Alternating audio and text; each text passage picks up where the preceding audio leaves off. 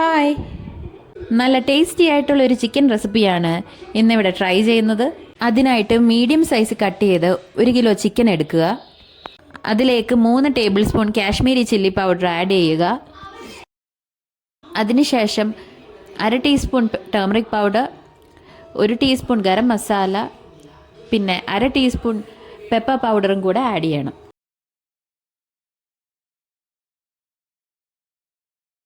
എന്നിട്ട് ആവശ്യത്തിന് സോൾട്ടും കൂടെ ആഡ് ചെയ്യണം.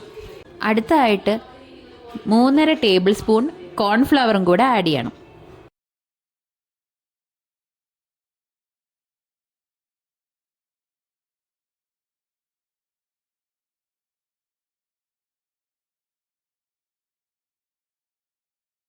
പിന്നെ ഒരു എഗ്ഗും കൂടെ ആഡ് ചെയ്യണം.